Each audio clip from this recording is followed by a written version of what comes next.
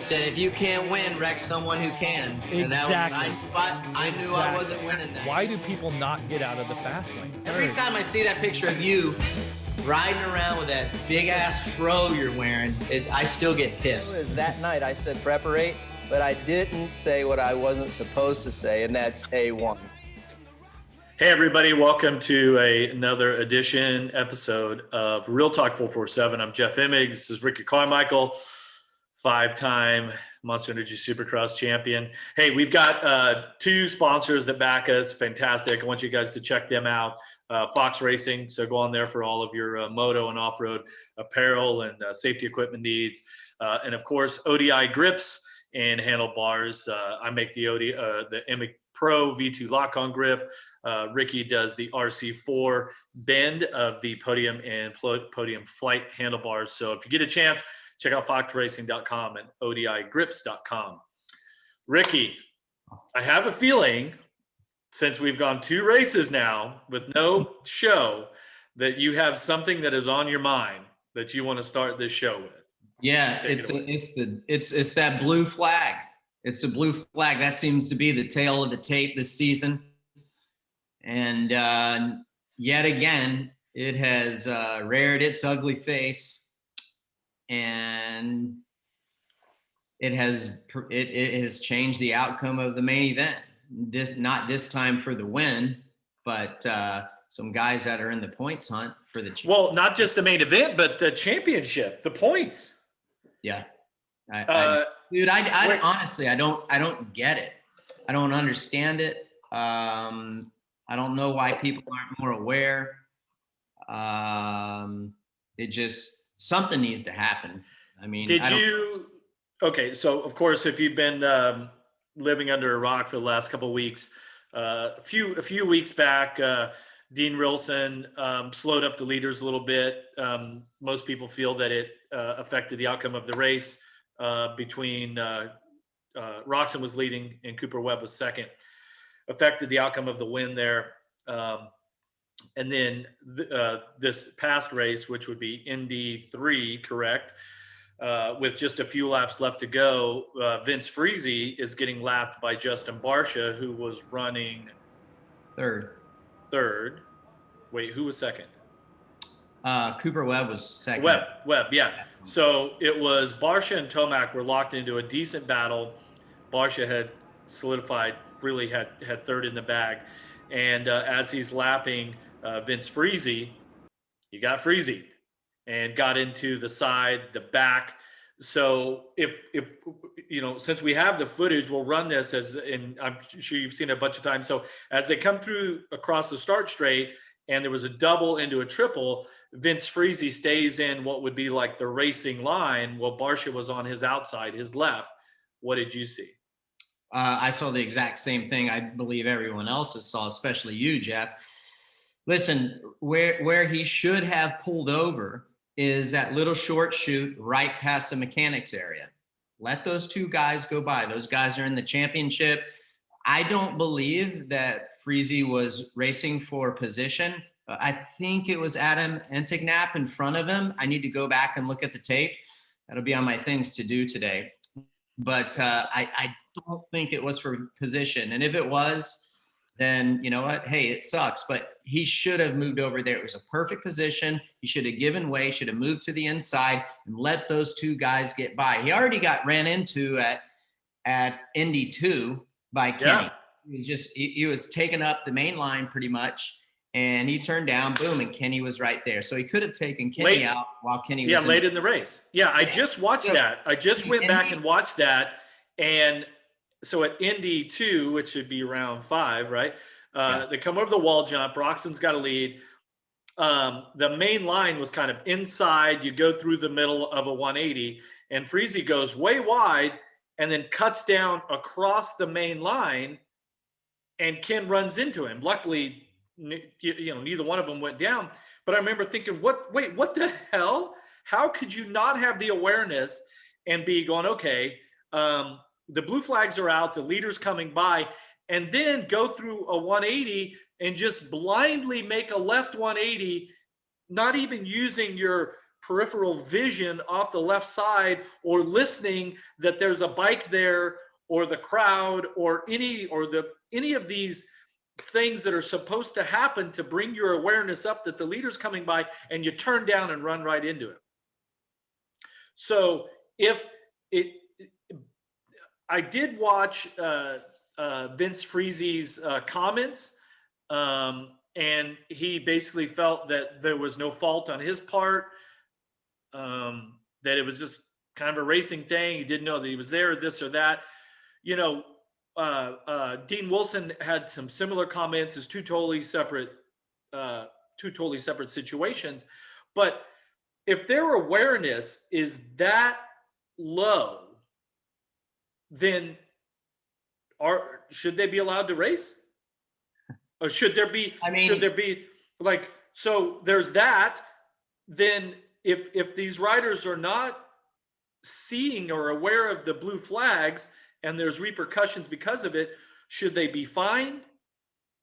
And then what's the fix? So in my opinion, here's what happens is the sanctioning body's got to come down on them. This stuff has got to stop. And the only way that I think you're going to get their attention, any rider's attention, is you got to get in their wallet. Vince is making enough money to, I would assume he's making enough money to pay some kind of fine. You know, obviously that fine, I don't know what it needs to be. Or take some points away, take some championship points away, do something to get these riders' attention.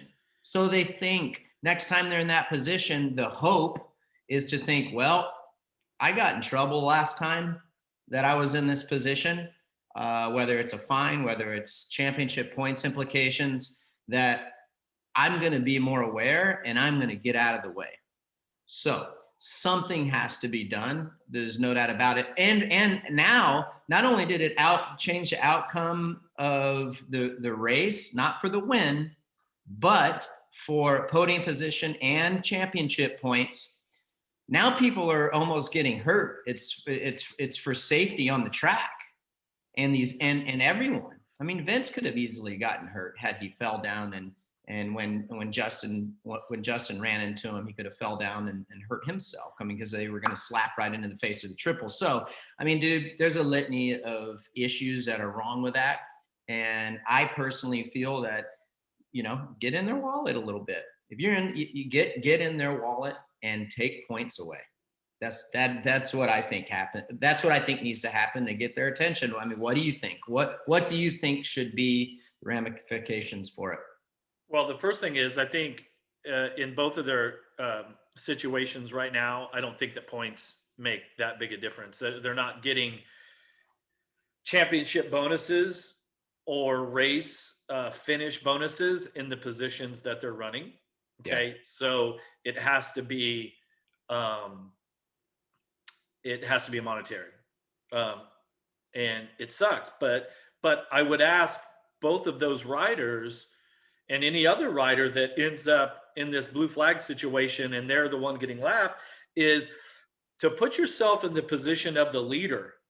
And you know how it is when you're going through traffic, you know, and the race is on, and a half a second makes all the difference in the world. Okay. Especially at that, when you have like someone on the breaking point, you know? Yeah. Yeah. And so put yourself in their position, like just reverse roles and say, what would you think? How would you feel about it? Because then I think you would get a completely different answer.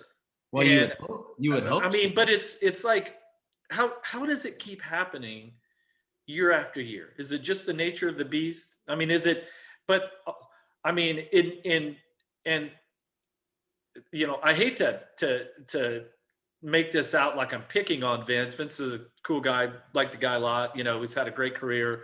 I mean, he's one of the best Supercross riders in the world, right?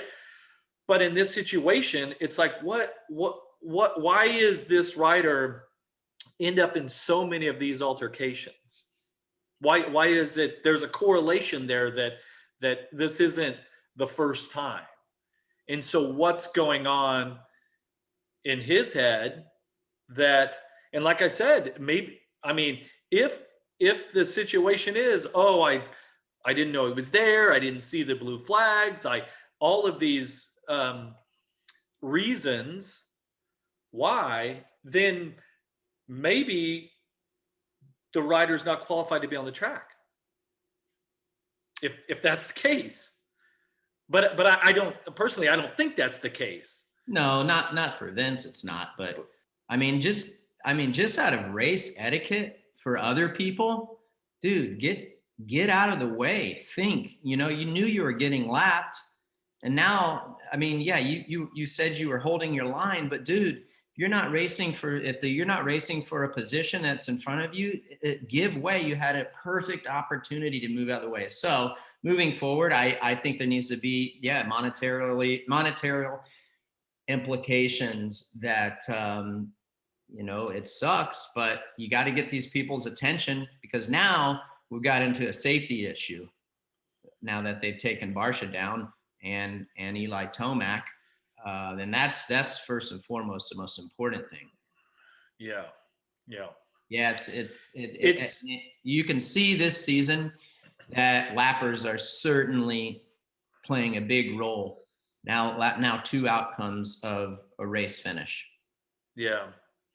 It's I mean, I don't like doing podcasts like this. I don't like to have to be judgmental, but I know that I owe it to our listeners. We owe it to the fans to be truthful and honest. I mean, that we did start this podcast because we wanted to, it was all Real Talk was Ricky's ideas. The name of the podcast was actually Ricky's like, dude, let's just tell it like it is. And,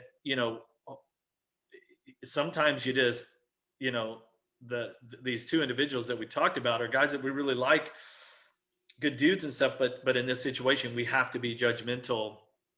And I don't know if we're missing it, then I would love for if there's something that we're missing, either the athletes that we're talking about or the fans that are watching the show, the fans that love Supercross, go on to our social media at Real Talk 447 official on Instagram. You can always hit Ricky and I up on our social media platforms. If you're watching this on YouTube, you can subscribe first off and hit like if you liked it. But there's also comments below. So this one is probably going to generate a lot of chatter. And I know last week we gave the keyboard warriors a lot of grief, but yet we do love the comments and all that. So last week, Ricky, we were a little bit hypocritical when you think about it. But it's a topic that is really important. And like you said, it just had so many implications, and it sucks that these things even happen. But that's where we're at. So what's the fix? More blue flags, blinking light on the rider's bar pad. How about radio communication between the official and the rider? Oh, you've always been.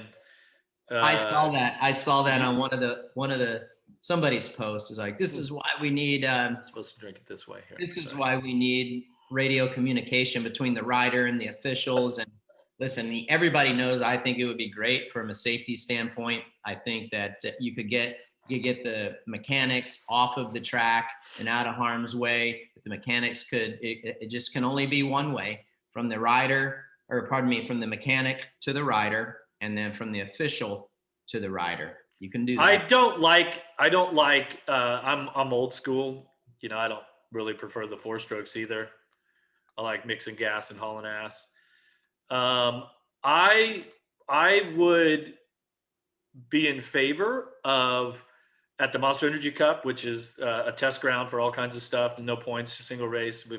You guys have created all kinds of crazy stuff. There's even the Joker lane. I would be in favor of testing AMA official verbal to the rider. Okay. Red flags out on the triple, on the second triple, or whatever. Like whatever that communication is, I would be down for that. I'd be down for testing it in like practice at the Monster Energy Cup. But before that, here's where I'm at. And I kept coming back to this week.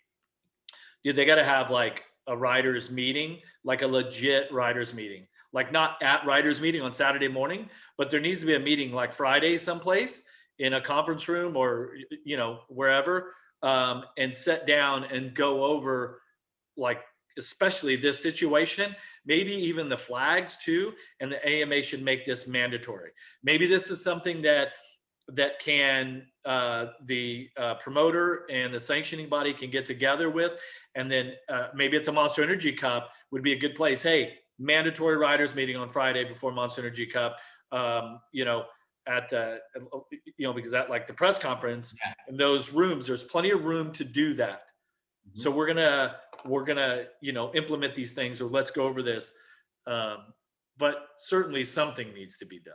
Yeah, and when I raced NASCAR for the short time, Jeff, I mean, they had your attention. Okay. You mean when Danica kept beating you? Yeah. The 2 times that I raced her. Yeah. Then. And are you 0 for 2 with Danica? So my first NASCAR truck race at Daytona, something happened, and I don't know. I was down on the apron, and it was the big one, if you will. And the truck race, it was towards the end or midway, I think. And my fuel container had been exposed, and NASCAR was telling my crew chief and spotter, like, hey dude, he needs to stay parked down there. And then I got my team owner saying, get back to the pit area, get back to pit lane, get to your pit stall, get back. And I'm like, okay. And my crew chief saying, no, dude, you got to stay. NASCAR wants you to stay there. And yeah, my team owner comes on. He's like, get to pit lane right now. I'm like, well, okay. And I listened to my boss. Dude, I got back to pit lane, and before I could get back to pit lane, and I was doing what I wasn't supposed to do. I wasn't listening to the sanction body and the officials of the race. And they're like, hey, you need to go to the NASCAR hauler, you and the crew chief, after the race. I'm like, oh man, I'm already going to the principal's office. So fast forward, race is over. I walk in, I sit down, my crew chief sits down, and the director of the race, he's like, I don't care what you did in your past life and who your team owner is and what series he races and how many races he's won. And I'm not mentioning his name. Love the dude. He's a great friend. And he says, but one thing you need to understand is that we're the boss around here. And when we tell you to stop, you stop. And I don't think you'd want to be back in this hauler again, do you? I said, no, sir. He says, all right, have a good one. And from that point forward, it comes down to respect, and I respected them. And if you did wrong because you just were being basically negligent, then you're going to pay the price. And I don't feel like our sport is there when it comes to respecting the officials and the sanctioning body. Like, do they respect them? The level just isn't as high. It's like, okay, what's going to happen now? Like, what are they going to do? And I just think that they need to start coming down on the guys a little bit harder to gain that respect. And then I think it'll eventually get better. That's my opinion. So one of the differences. What do you think? Do you think? Yeah. No, I definitely, I scared of AMA in your day, or, because they were the sanction body, well, the difference between NASCAR and Supercross, for those that don't know, is that NASCAR is the promoter and they are the sanctioning body, and they're the only game in town. So if you don't like the rules, you can go race the other series. Oh wait, there is no other series. You have to race with us. Okay. Supercross, Feld Entertainment is the promoter. Okay. And the sanctioning body is the American Motorcyclists Association, Pro Racing. And so there's a divide there. And Feld can't make up rules and say, this is how it's going to be. And AMA can't tell the promoter how to run their events in any way. They're just, so that creates that divide. So there's not that, the commissioner of baseball, he's like, what I say goes, end of story. And so that's why there's a lot of gray area when it comes to the AMA rule book and FIM. I should throw, AMA, FIM in there because Supercross is an FIM, sanctioned race. So there's just a lot of gray area. And I do believe that the officials that are on site, that the riders, and especially some of the top riders, probably do have a lack of respect for what that rule book is. I wouldn't say that it's warranted, deserved, maybe. I don't know. You know where I'm going with it. Because of things in the past, there's just been so many odd calls, and like there's no clear cut penalty that, in the rule book, if I do, X, then here's the penalty. It's always just like, well, what's it going to be? And I know that going forward, I mean, I'd even had the conversation before. It's been a few years now, but I'm like, you know what? When I'm done with broadcasting and I'm done with all this other stuff, and I actually mature and I grow up, I'm not quite there yet. I'm 50. That might be never for it. Yeah, that's good. We love being young, man. Yeah. But I seriously would like to give a shot at being the head official of the sanctioning body, in regards to the race, because the guys that have been in those positions, they've never raced at the level that we have. And if, I always thought that somebody like Kevin Windham, who's such a great politician in certain ways, that he would be great. Maybe even like a Trey Kennard or somebody, put them in that position. Because I know I just would love to see a rider making those decisions, because I think that you just see it differently. I think as a racer, you just see it differently. And what makes it hard, and I want to be crystal clear, like there are guys, there are people that work at the AMA that I enjoy seeing. I like to be around. When I see them walking around, hey, what's going on? I've worked with some of them on racing teams. So this isn't a personal attack. This is just kind of like, how do we remedy this situation and get better? And my opinion is there needs to be the respect level from the riders needs to come up. And for that to happen, I think the sanctioning body needs to be a bit firmer with what they do and be consistent. How many blue flags are on the track during a main event? Oh, I have no idea. I'm not sure if each track marshal has it, or I don't know. I believe when the situation with Dean Wilson happened, I believe that I counted five. Should it be 10? If you had one thing that you would do to make sure that situation never happens again, and you got to do it this weekend, which is, what day is it? Tuesday. What would you do? Yeah, I mean, you can start with more blue flags, but go back to the conversation that you said, or that we were having just, about 10 minutes ago, is you got to get every single rider in there, have basically a face-to-face meeting with these guys, and stress the importance of what this means. And if this doesn't happen, when you are shown this flag, this is going to be the penalties. These are going to be the penalties. And that's how I think that would be the first steps, I believe. I don't know. That's what I'm thinking. It'd take a little more time. This is just coming off right now, Yeah. So anyhow, I don't have too much time left. I got to hop on another Zoom call. I know you wouldn't believe that, but where you think who's the next guy in line? Does anybody have anything for anything for Kenny? Not if he gets the starts. He's too good. He's so focused. The only way that you're going to beat Ken Roxon right now is to beat him off the start and rattle his cage a bit. That's probably what Barsha was thinking when he came in on him after the triple. I do think that Ken, I didn't watch the lap before, but I do think that Ken squared up the turn, and a lot of times but you can't argue that Barcia's angle coming into the turn wasn't really aggressive. And he came in there probably with the intention of rattling the cage a little bit. And I think that's what you got to do. They're really lucky that they both didn't go down or hurt themselves. smash Ken's left ankle on that.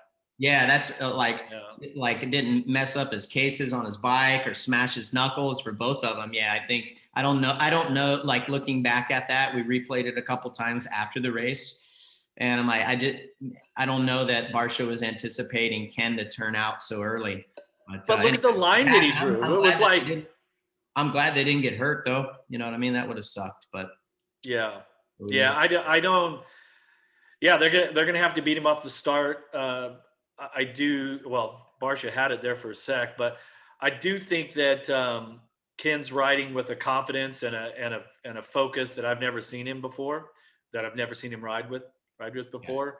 Yeah. And so, this midway part of the championship here, if he can click off a few more, it's gonna be devastating for the guys that want to be in the title hunt. But there's no way that you're going to count out Cooper Webb at any point right now. I think that he has a shot at this. I think that he has to get another win, all of those sort of things. That seems like obvious, but he is focused, and he's riding in a comfort level that he wasn't at last year. They've been working with that air shock. He was pretty vocal about how well it was working this past weekend. You could see it in his practice times. He came out firing. He was extremely, extremely fast. So that's kind of what my radar's on, and it'll be a lot of fun to. What about your boy Jet Lawrence making a lot of noise there on the East? He's a character. It's a lot of fun to watch. It's a great storyline, and what's not to like about him? But it's time for him to stop the shenanigans and get some race wins. That's for sure. Yeah, well, so we didn't cover Indy 2, but where he went down in the qualifying, goes down in his heat race, knocks himself silly. Really lucky that his shoulder wasn't more banged up than what it was. It looked pretty bad. But there was just all kinds of crazy stuff that happened. Indy 2 was wild. Like the thing with Oldenburg and his heat race, his engine locks up and he goes over the bars, and all that controversy about the AMA not letting him ride the LCQ, but then they realized the mistake and they put him second row and they pull.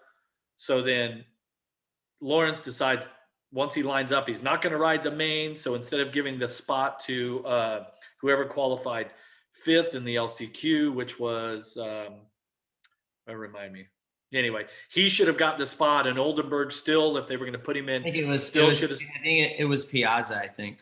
Piazza. So Piazza actually should have had the spot, and Oldenburg should have still had to start second row. It was all these. This is the gray area in the AMA book, in the AMA rule book that I'm talking about. This was the thing that, and that was a tough situation. It would have been, because you have to make all those decisions. If you're the official, those things have to happen on the fly. I don't envy that position that night. And then the main event, I'm like, okay, one to go, and Nichols comes by and gets a checkered flag. And you're like, wait, he missed it by 5 seconds. Like, wait, so we haven't had a chance to talk about any of this, and we only have a couple minutes left here, Ricky. No, I have no more minutes left. I had to be on a call at 12:37, so wrap it up, dude. All right, well, that's it. Thanks for letting us or watching us and listening to us vent on this situation with the blue flags and all of that over the last couple of races. It was round 5 and 6 of Monster Energy Supercross. You guys doing a good job. It's fun to listen to every Saturday and, well, some Tuesday nights. Final words here. Yeah, just thanks for tuning in to Real Talk 447. It's going to be good. Kind of normal schedule, going Saturday for the 2 Orlando rounds. We've got a week off, then Daytona. So thanks for tuning in, most importantly, to that. And, of course, our podcast. Jeff and I love it, and we're very thankful for you guys. Yep. Thanks to everybody listening. Thanks to our sponsors, Fox Racing, ODIgrips.com. Check them out if you need us some new parts or some new apparel. And as always, Andrew McKeague will take us away with this old line. See you guys.